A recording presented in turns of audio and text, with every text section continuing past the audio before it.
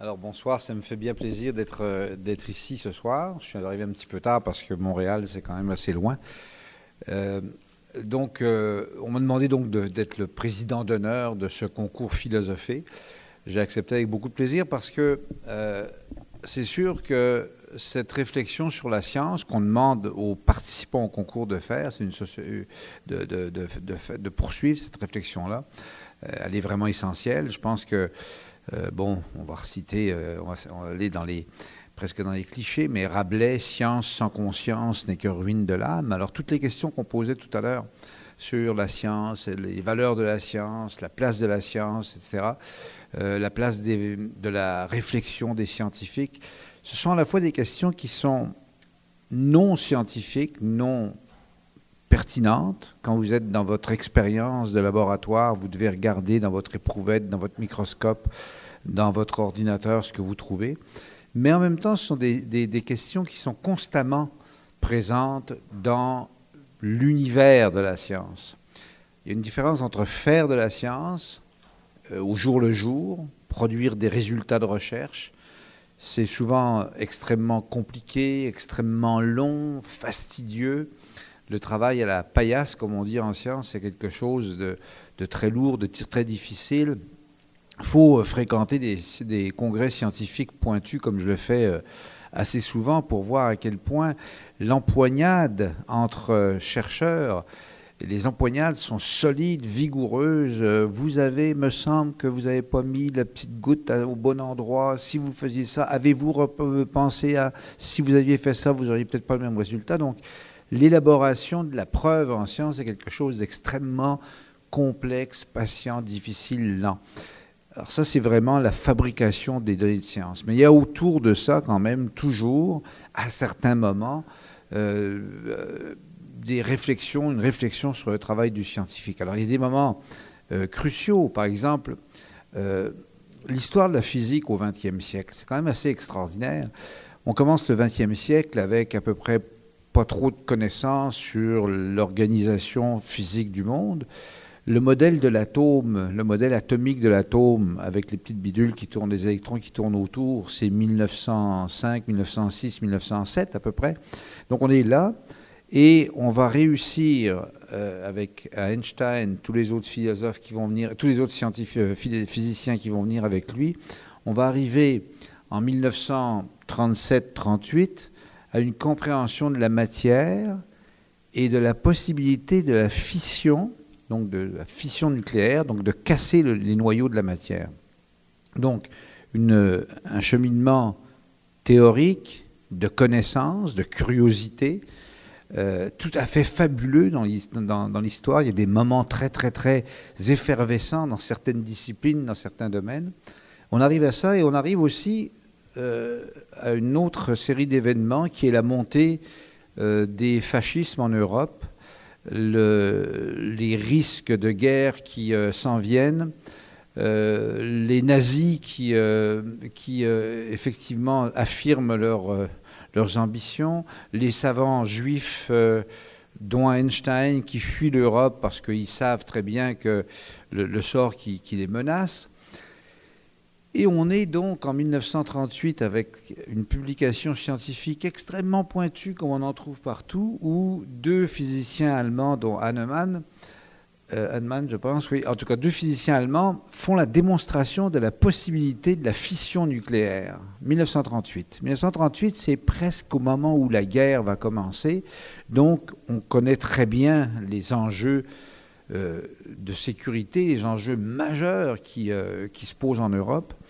Et les scientifiques vont être amenés, Einstein notamment, à proposer l'idée de faire une bombe atomique.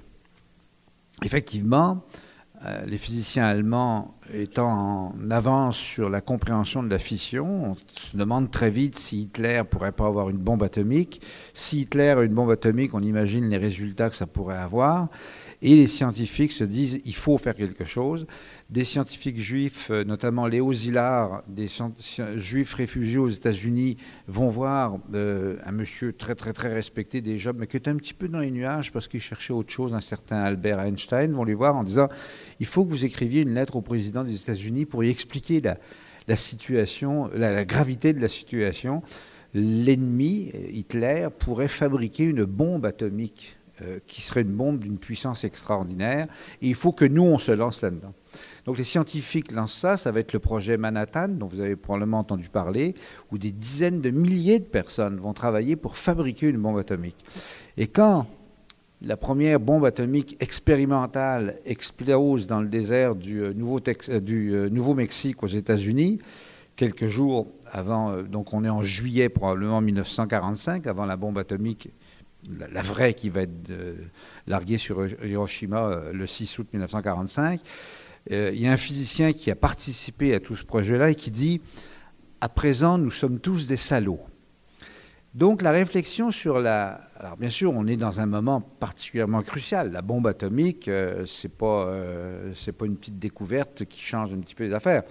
Mais on voit que la réflexion morale sur la science, la portée de la science, les conséquences de la science, accompagne finalement toujours, à un moment donné ou à un autre, la réflexion, la fabrication de la science.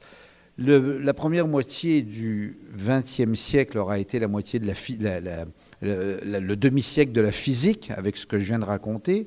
Très vite, la deuxième moitié, ça va être le demi-siècle de la biologie, avec la découverte de la structure de l'ADN en double hélice. Ça, c'est 1953, vous voyez, c'est très près de la guerre.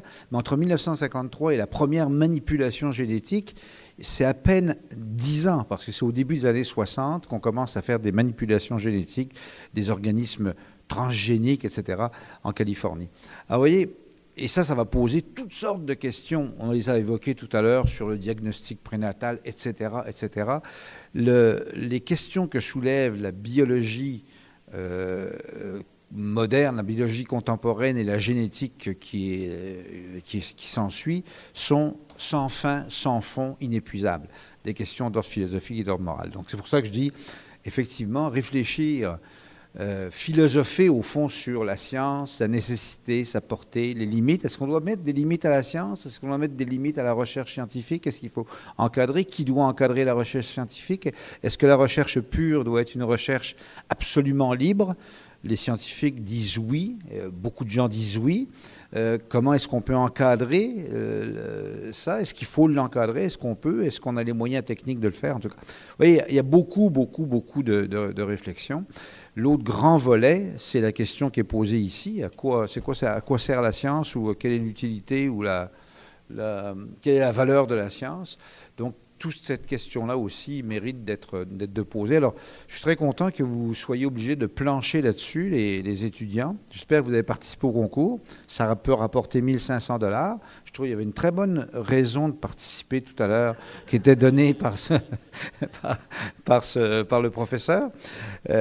Ça paraît pas très noble, mais c'est quand même intéressant. C'est toujours, on peut faire des belles choses avec 1 500 $. Donc, c'est intéressant de participer. Je vous incite tous à participer, mais je pense que c'est un concours provincial. J'espère qu'il y aura beaucoup de gens qui vont réfléchir à cette question-là, cette belle question-là qui est quelle est la valeur de la science et quelles sont les valeurs qui sont dans la science, qu'est-ce qu'on doit attendre, comment est-ce qu'on doit réglementer la science, est-ce que les scientifiques peuvent, comment est-ce qu'on doit faire en sorte que les scientifiques aient une réflexion sur ce qu'ils font, etc., etc., etc. Je pense que c'est inépuisable et je vous félicite d'avance de participer au concours et j'ai bien hâte de voir qui va gagner. J'ai l'impression que ça va être publié, qu'on verra les meilleures copies, j'imagine.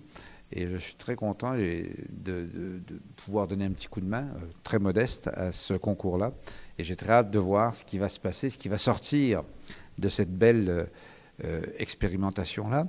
Un petit mot sur des concours, rapidement.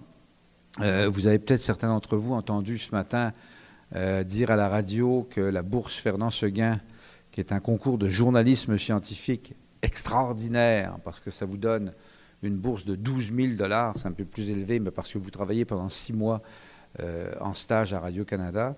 Vous avez peut-être entendu dire qu'elle était abandonnée cette année. Eh bien non, on a eu une réunion cet après-midi qui a permis de brasser les dernières cartes et de faire en sorte que la bourse Fernand-Séguin 2014 aura bel et bien lieu. S'il y a parmi vous des gens qui ont des envies de faire du journalisme scientifique un jour, et ce n'est pas contradictoire avec le fait de faire de la philosophie, je vous invite à y participer aussi. Donc vous voyez, il y a beaucoup de choses à faire. Un travail pour la bourse Fernand-Séguin éventuellement, un travail pour le concours sur philosophie, et plus quelques petits travaux normaux de session, mais ça c'est de la petite bière, c'est pas intéressant. Vous n'êtes jamais payé pour ça de toute façon. Alors, je vous invite à faire tout ça. Merci beaucoup.